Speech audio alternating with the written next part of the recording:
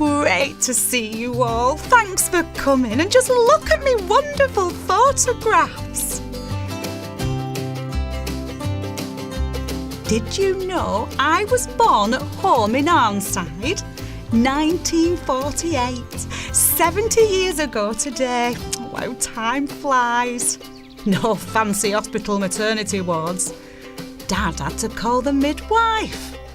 My mum said that I must have had the most powerful lungs, as the neighbours could hear me crying at least 2 streets away. I recall starting school. I'd only been there a few weeks and I came out in a rash. Mum said it was too many sweets, but the doctor said it were measles and I got a week off school. Oh, if that's not too bad, eh? I first met Jim on a night out at the Corn Exchange in Preston. I remember that he asked me to dance. I said no. We were married a year later.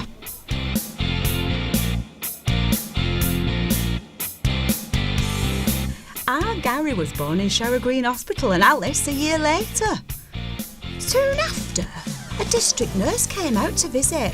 She talked about some new vaccinations that would keep them safe from the bugs that we'd all had as kids. I used to love going to Blackpool with the kids. Gary was always running around full of energy. I told him to slow down or he'd hurt himself. And he did. The ambulance came from nowhere, but lucky for Gary, within seconds they got him off to hospital. I think that's where his interest in becoming a paramedic started. Strange how things happen. I know he loves his job. Giving back, he says. My dad had always had a cough. Mum started to get worried when it became more persistent.